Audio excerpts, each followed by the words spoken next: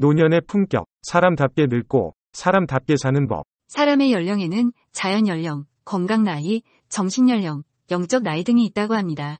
지금 우리는 이 모든 나이가 어느 정도 성숙해 있을까요?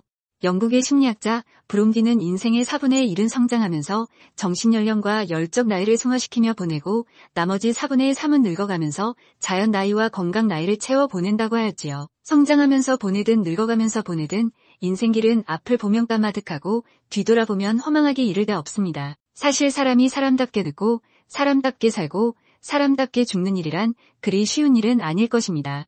그러나 어려운 일도 아주 멋지게 나가는 사람들이 많습니다. 그럼 과연 우리는 어떻게 늙고 죽어야 할까요? 첫째, 사람답게 늙는 것입니다. 행복하게 늙기 위해서는 먼저 노년의 품격을 지녀야 합니다.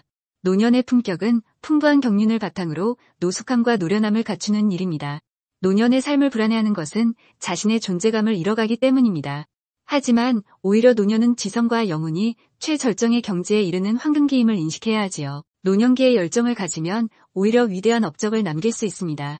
왜냐하면 세계 역사상 최대 업적의 35%는 6070대에 의하여, 23%는 7080세 노인에 의하여, 그리고 6%는 80대에 의하여 성취되었다고 하네요.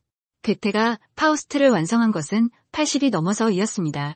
다니엘 드포우는 59세에 로빈슨 크루소를 썼고 칸트는 57세 때 순수이성 비판을 발표하였습니다. 그리고 미켈란젤로는 로마의 성 베드로 대성전의 돔을 70세에 완성했습니다. 이렇게 우리가 행복하게 늙기 위해서는 인간관계가 매우 중요합니다. 즉 인간관계를 나 중심이 아니라 남 중심으로 가져야 합니다. 나이가 들면서 사람은 이기주의적 성향이 강해집니다. 노욕이 생기지요. 모든 것을 자기중심적으로 생각하기 쉽습니다. 하지만 결국 인간관계는 중심축이 무엇이냐에 따라 달라지는 것입니다. 물질 중심의 인간관계를 갖는 사람은 나이 들수록 초라해지고 일 중심이나 나 중심의 인간관계를 갖는 사람도 역시 외로움에 휘말리게 됩니다. 그러나 남 중심의 인간관계를 갖는 사람은 나이가 들어도 찾아오는 사람이 많고 따르는 사람도 많아 외로움을 모르지요. 둘째, 사람답게 사는 것입니다. 노년의 삶은 강물이 흐르듯 차분하며 생각은 달관하듯 관대합니다.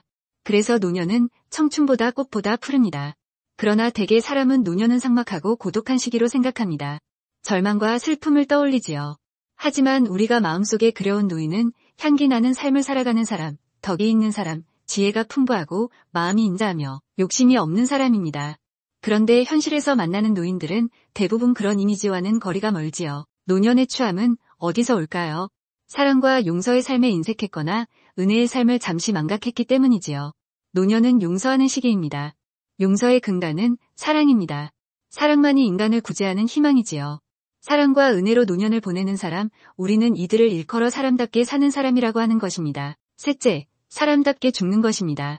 노년의 삶은 자신의 인생을 마무리하는 단계이기 때문에 죽음을 준비하는 기간이기도 합니다. 죽음을 극도로 두려워하는 것도 문제입니다. 하지만 이만큼 살았으니 당장 지금 죽어도 여한이 없다라고 생각하는 것도 큰 문제라고 볼 수 있습니다. 소노 아야코는 죽음이 오늘이라도 찾아오면 힘을 다해 열심히 죽을 것이라고 했습니다.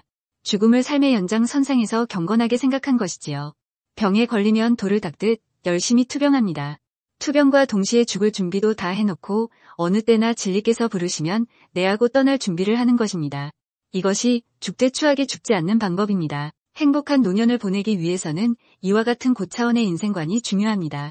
이런 의미에서 노년의 연륜은 미움과 절망까지도 따뜻하게 품을 수 있어야 합니다. 성실하게 살면 이해도, 지식도, 지혜도, 사리 분별력도 자신의 나이만큼 쌓입니다.